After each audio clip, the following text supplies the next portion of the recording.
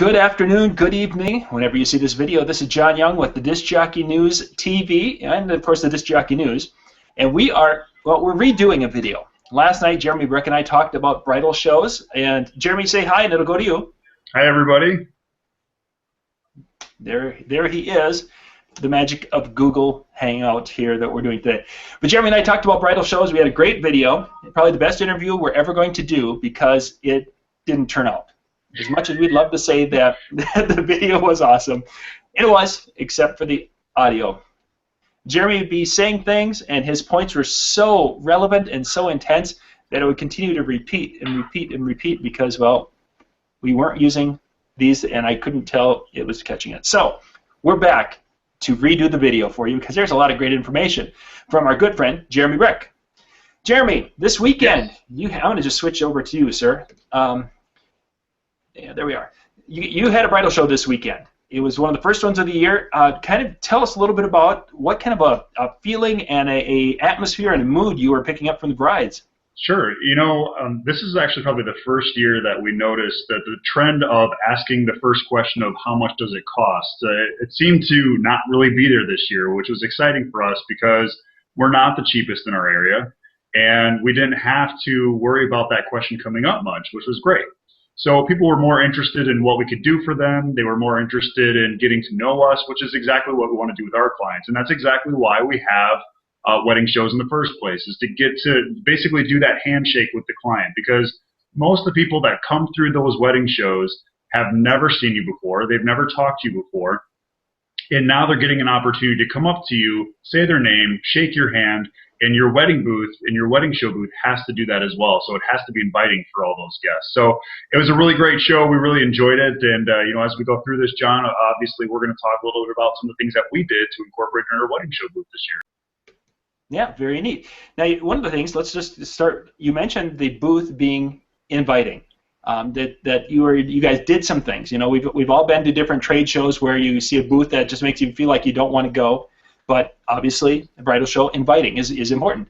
What kind of little things did you guys do this year with your booth that, you know, maybe it was something, you know, 10 years ago wasn't even thought of in the bridal show world?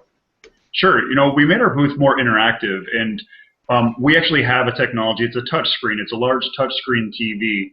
And they can actually interact with the pictures. They can move pictures around, you know. So when we're actually showing them the work that we've done when it comes to our lighting, and even just some of the experiences that we've created with the father-daughter dance, or even a group of friends and family gathered together for that hurrah shot, you know, we can show pictures of those things, and they can actually move them around. They can make them bigger by expanding the pictures, and again, they can interact with our booth a little bit. It also allows us to, you know, we don't want to set up a facade where we basically are blocking people from communicating with us. You know, we learn body language, and we understand when your arms are folded, it creates that facade. Well, it's the same thing when you set up your wedding show booth. You don't want to have a table in front of your booth where you're basically cutting off that communication or that comfort by having something in the way between you and the client.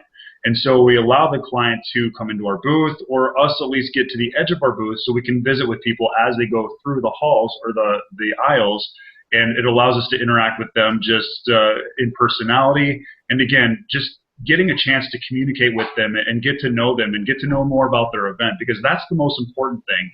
They don't care about how big your speakers are. They don't care how many lumens your lights are. What they care about is the connection that you can create with those couples. Very neat, very neat.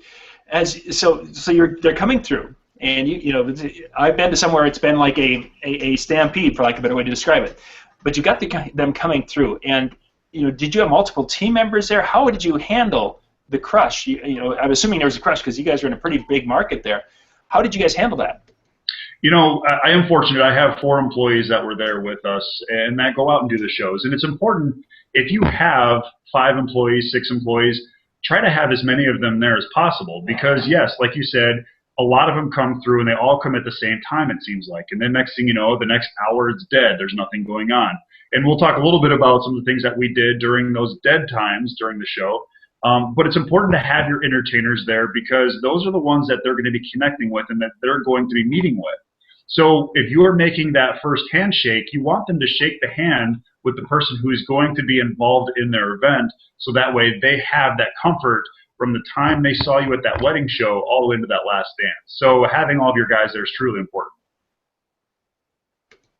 Neat, neat. So now the brides are coming through. Were there any kind of consistent tones or messages that you guys were getting from the brides as they were coming through? You mentioned earlier that they weren't asking the price question, but were there parts of their questioning that it was kind of a trend you guys were able to pick up? You know, one of the things is obviously they want to check our availability, which is great because then they already have an interest in our business, and it's not about the price. It's about, hey, are you guys available? And if yes, we're available, then we can start communicating with them and we can start talking to them about their event. The most important thing isn't the questions that they're asking, it's the questions that you're asking. Because you want to make sure that, A, that they're the right client for you. If they're saying, well, we have a $400 budget, then, and you're not a $400 DJ, you might want to point them in a different direction. But don't make that question with that couple. Don't make it about price. Make it about their event. Get to understand them. Some of the questions we ask, which I learned from fellow wedding entertainment director and also writer for the Disc Jockey News, Mitch Taylor. He has the sales consultation. And if you listen to that CD, that's a great CD, not just during a sales consultation, but when you're at a wedding show booth, because you start asking the right questions and you start getting to know them, and that's what they want. They want that personal touch that you're willing to give them. So as they go through questions, again, you can show them things that you've done. You can talk about things that you've created. But the biggest thing is asking the questions to them so you can truly understand the bride and the groom. Did you notice any reluctance when you started asking questions from the brides? Sometimes when I've asked questions of brides, I get the feeling that, quit asking me questions, give me, an answer to my question, hence which could have been price.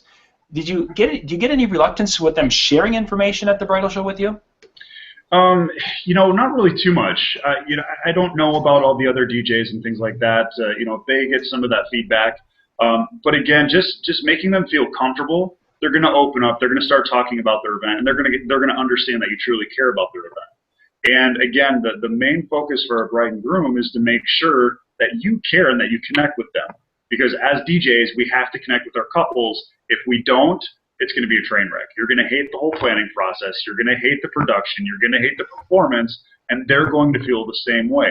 So there wasn't really any questions that they didn't feel comfortable answering. You can ask the question if you want, what is your budget for your entertainment? But make sure you ask it in the right question. You ask it in the right content. Yeah. That's a tough one. Sometimes you just don't want to touch with that particular one. So you've got the bridal show, you've got the brides coming through and everything. You'd mentioned in our discussion before the first video, you had some seminars. You guys had a private room off to the side, and you did some things with that. Kind of take us through, right from the ground, what it was and how it all fit together for you guys for the day. Yeah, absolutely. We went up to the show director about 2 months before the show, and talked to her about educating the brides, telling the brides and grooms what they should be looking for in their entertainment. And they were a little skeptical at first, but it wasn't a sales pitch, and that's one of the things that you need to make sure that you do when talking to the person who's putting on the show. You need to make sure that they understand you're doing it for the brides and the grooms. Obviously, if they're putting a wedding show together, they're trying to inform the brides and grooms of all the vendors that are out there. So what we did as a vendor or as a professional is we set up a private room with the show, and the nice thing was we didn't have to pay any rent. Originally, they were going to make us pay for the room, but we said, this is an opportunity to really communicate with our brides and our grooms and educate them, and that's exactly what the wedding show should be. So what we did is we had two different sessions. We had a 2 o'clock session, which, both of them, we had great turnouts. We were very happy with it. But the first session was based on, what you should be asking, the real questions you should be asking your DJ.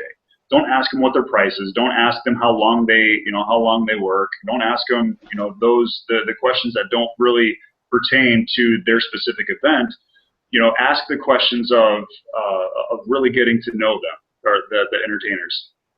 The other thing is basically, creating moments. How are you going to make your event memorable? How are you going to make it? How is it going to be creative?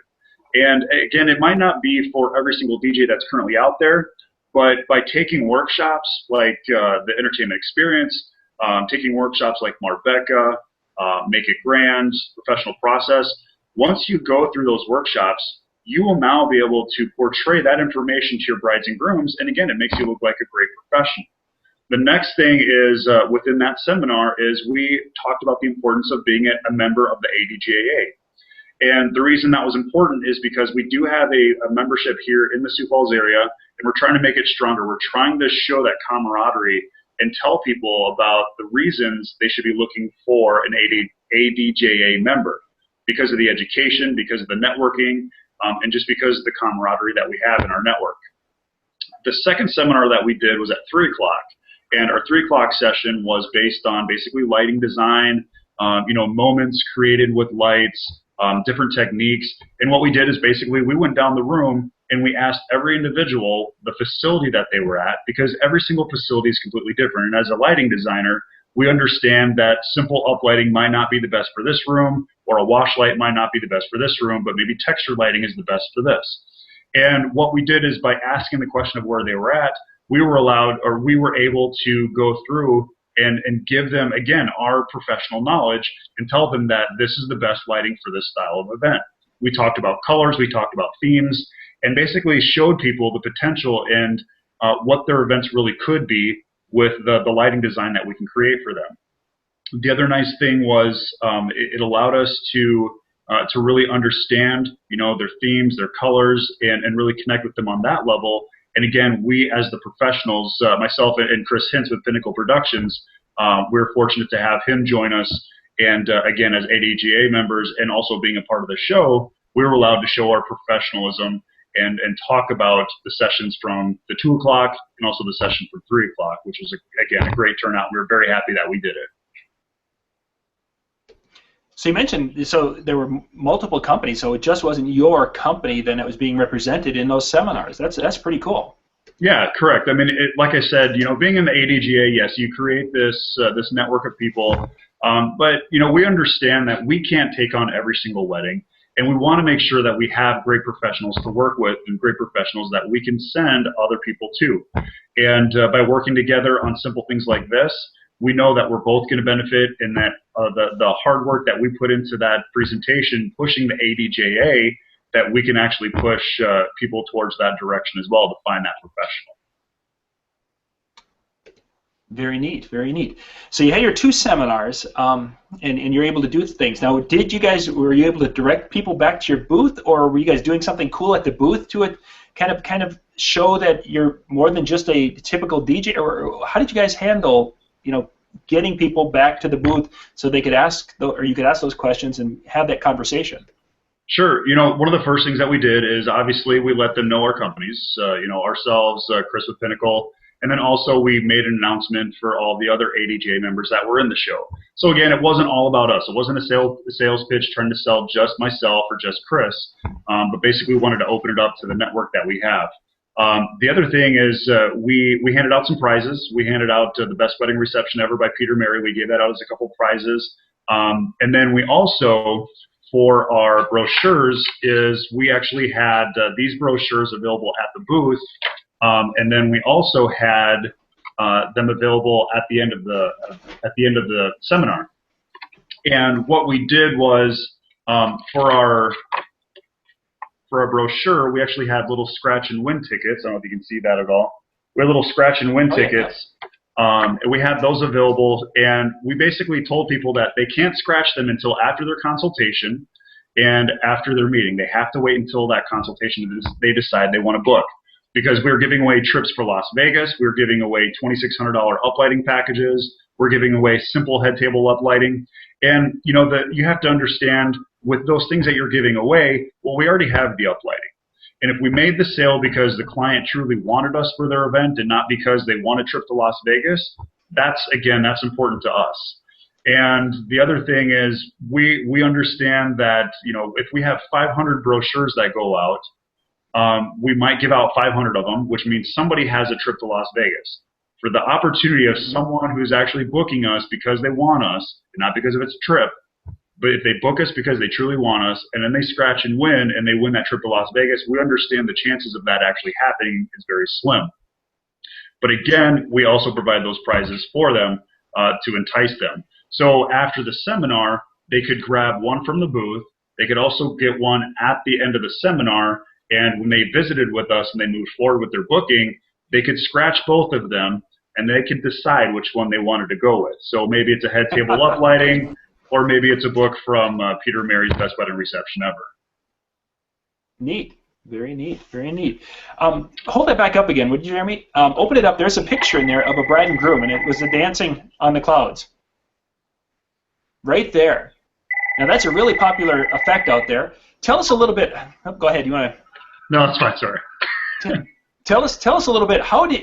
What did you guys use to create that effect? I mean, a lot of DJs are seeing that, and that's going to become something I think more brides are going to ask for. How does a person create that? Did you guys do that? Yeah, absolutely. You know, and that was one of the things. We showed a video during the lighting seminar. We showed a video of the bride and groom of this actual event happening, and we have it on our YouTube page. And you know, anytime we meet with a bride and groom, we can actually show that moment when the bride and groom had that moment together for their first dance. And you know, by showing them after the seminar, then we could tell them to come by our booth, and we'll show you exactly what it looks like. So we loaded that thing up with as much dry ice as possible. We dropped that basket, and we turned that whole entire aisle into a beautiful cloud. And it didn't just get the people, wow. It didn't just get them that were by our booth, but it got everybody that was around, and even down the other aisles. You know, they hear the curiosity, and next thing you know, everybody's coming over to check out what's going on. But this effect is one of our most popular effects, and I can tell you, if you have a Nimbus, it's a Chauvet DJ Nimbus. If you have a Nimbus, try to use it at your wedding show. Make sure it's okay with the wedding show provider. And if it is, then use that. If it costs you $50 in dry ice, I mean, we went 4 hours on a wedding show with 50 pounds of dry ice. And we picked it up the day before. So obviously we had some evaporating on the ice melt. But, you know, for the most part, again, utilizing the tools that you have that separate you from your other competition or your other the other professionals in your industry. If you have something like this and they don't, then make sure you utilize that. The way our booth was set up, the backdrop was actually a beautiful star drape, and then on each side we had beaded curtains. And I'll shoot the video, or I've got the video that I'll put on Disc Jockey News as well. But the beaded curtains actually framed in a simple white drape that went down the middle of the booth. And then we actually used a short throw projector to project our logo, project print or pictures, and just different things in video. So that was basically our banner, instead of having a vinyl banner printed out and put on a head table or put on a table or something simple like that. One of the other things, think about the things that separate you from every other DJ in your area. Again, it might be a Nimbus, it might be a star drape, it might be DJ Event Planner. If you have DJ Event Planner, show them those tools on how you can help them simplify their planning process, because those are really important to a bride and groom, especially if they're just going around looking for a DJ and they don't know what they should be looking for. So again, asking the right questions on your behalf is going to be important, because if they say, well, I'm really worried about the whole planning process and I'm worried about things going smooth, well, if you can show them DJ Event Planner, that might be a great tool for them to utilize, and it might be a great selling point for you. Sure, sure. Of course, you mentioned with the just up over here. You mentioned, of course, with the Nimbus creating that ground dancing on a cloud effect as an eye catcher. I've been to bridal shows, of course, where I've seen the DJs shining lights up on the ceiling and all around the room. What are your thoughts on doing something like that as an eye catcher? You know, it's definitely an eye catcher. I don't know if it's quite the eye catcher that you're hoping for, that you're looking for. Yes, you can shoot lasers across the room and things like that, and that's great. But, you know, you have to remember what your booth looks like is going to reflect your business, and it's also going to reflect their wedding. So if you do a booth that looks elegant and they are looking for an elegant DJ, then you've hit it on the nail. If they're looking for a DJ that's going to throw an amazing rave, well, then yes, you might want to use your glow sticks and your lasers as part of your booth. But you have to think about the distractions you're going to create from the people across from you. So if you have a cake decorator and you're shooting green lasers and blue lasers over on their booth, again, brides and grooms are going to see that, and they're going to think, hey, I don't want that at my wedding. I'm going to look in a different direction. So again, your booth speaks a lot about what your personalities. It also speaks a lot of your business. So make sure that it's your lighting's okay to have in there. Just make sure that it's comfortable for a booth setup style event. Good advice. Good advice. So the bridal show goes. You've talked to some of the brides and the couples that have come through.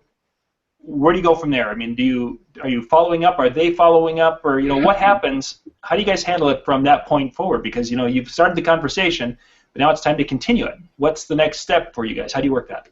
Sure. Well, before we actually even make a connection with them, one of the things that we need to do is we need to make sure that we have the right tools to give them, so that way they do pick up the phone and they do call us to create a meeting or to set up a meeting.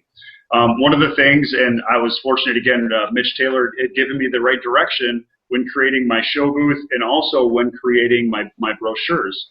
The brochure that I have, it shows the properties of what I create for an event. It shows a bride and groom having fun. It shows a cloud dance. It talks about my experience as a wedding entertainment director. And again, I need to put things in there that separate myself from everybody else. I put some amazing pictures of some of the lighting work that we had done, some tent lighting, and then also a little information about our company and background on some of our guys. I put the things that Mitch had talked about was make sure you speak to her, make sure you talk about what makes you different, why they should choose you, a testimonial, and then also a call to action.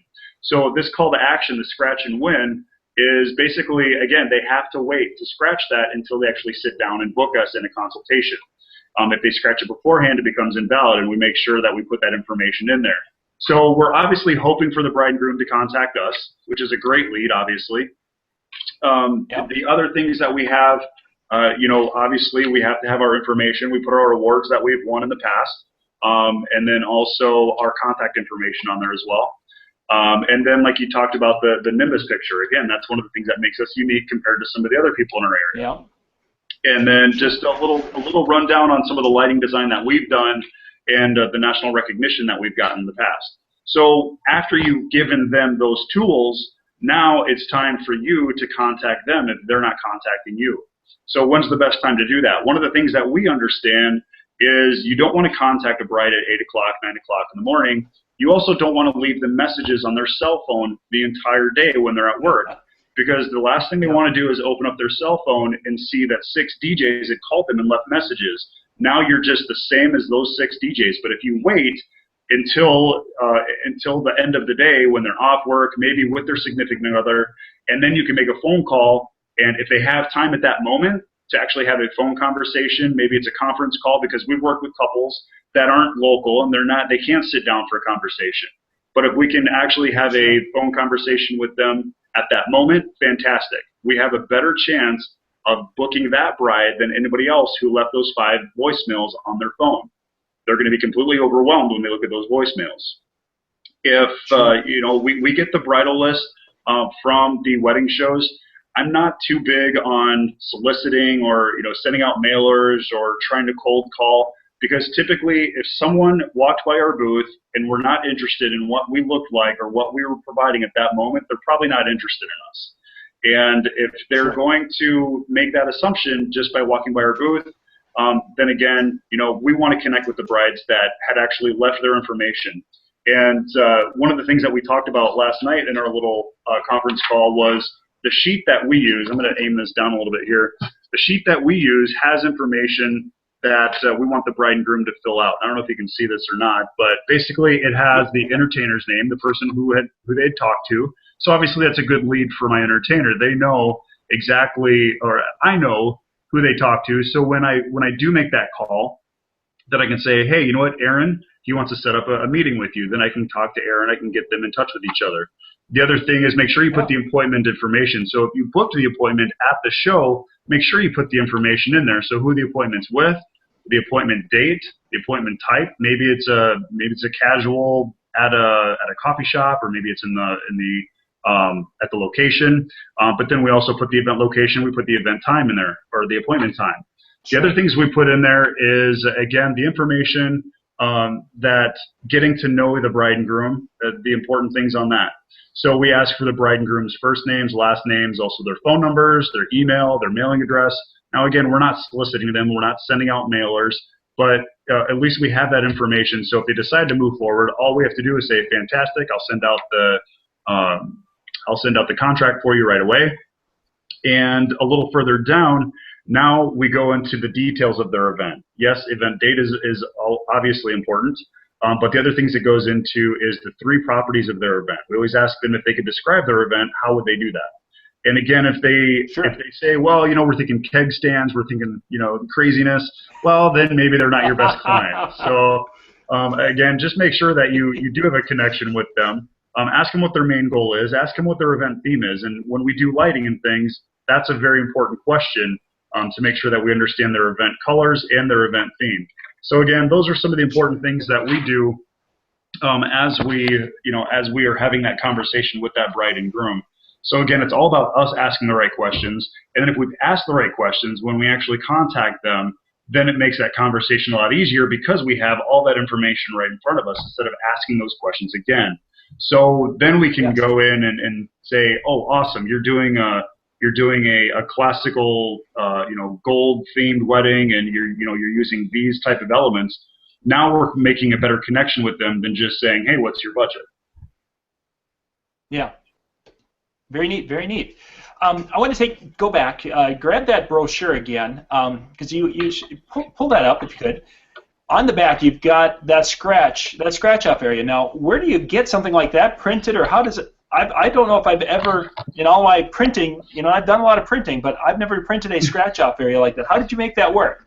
Yeah, absolutely. Again, I got this idea from Mitch Taylor. If anybody was at Mitch's seminar, Be the Professional, if you were at that seminar, he did a little talk on the scratch and win tickets, and he got it from Victoria's Secret. Way to go, Mitch. Yeah. Good spot to go. But basically, what we did is we had my designer create the same exact brochure, but all they did was change this little piece right here, and we had about 6 different prizes to give away, 6 or 7 different prizes. I don't have the scratch stickers right now with me, but there's little scratch stickers. You can actually find them online. You can find them on eBay. There's a lot of different places to find them. And I actually put my 4-year-old and my 6-year-old to work, and I actually had them put the stickers over the top of this here.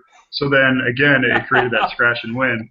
And I also have to let everybody know that they did help me fold these as well. They were pretty proud of that, helping Dad create their brochures. But again, yeah, it's just scratch and win stickers that you can put right over the top. You can get actual scratch and win cards created. But again, this basically keeps this in their hand the entire time because there is a prize to be won right there.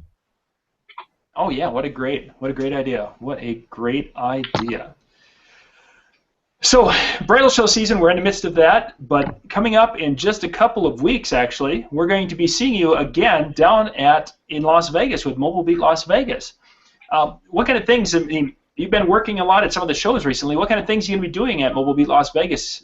Mobile Beat 18. Geez, we got 18 of them already.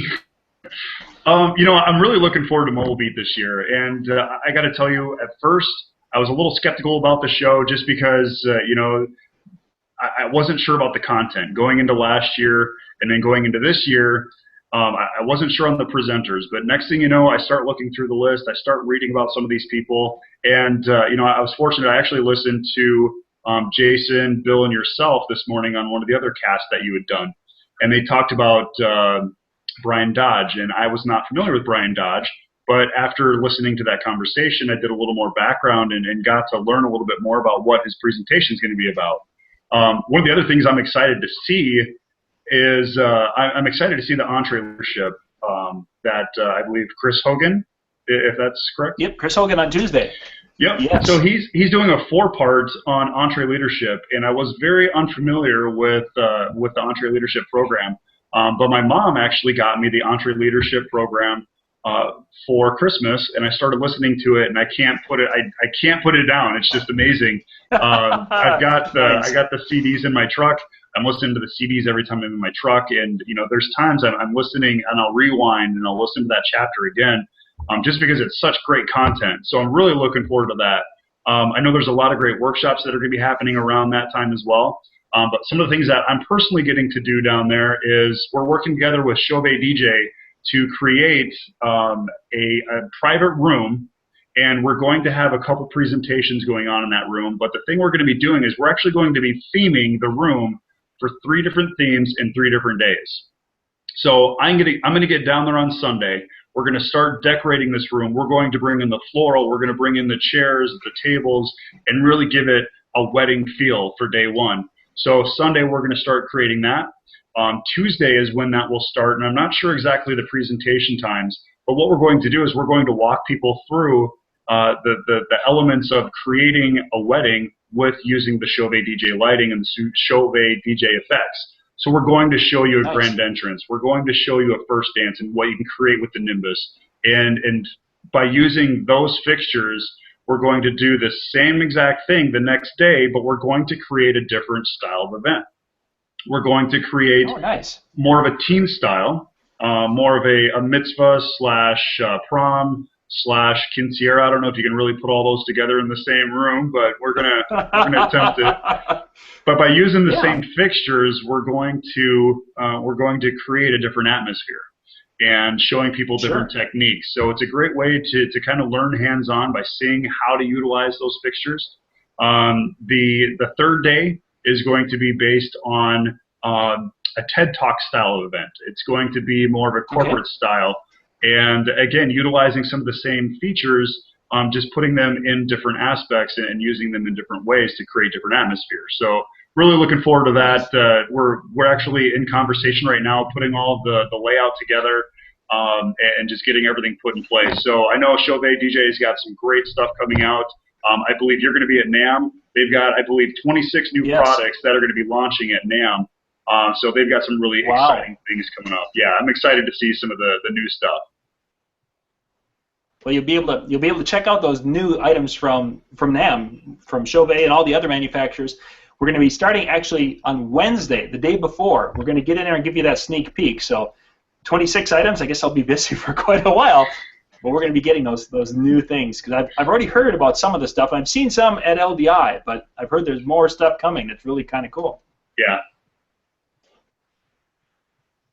Well, Jeremy, I think we've kind of reached our half hour here. I think we're going to wrap things up for this bridal show discussion and Mobile Beat Talk. Yeah, we've had a good time with that. So, ladies and gentlemen, this is Jeremy Brech. Thank you for joining us today, Jeremy. Thank you, John. And we will see you and everyone else in Las Vegas here at Mobile Beat. The schedule, by the way, is up as of today. Go to mobilebeat.com. You can go and check that out for Mobile Beat Las Vegas 18. We'll see you there. This is John Young with the Disc Jockey News and DJNTV.com.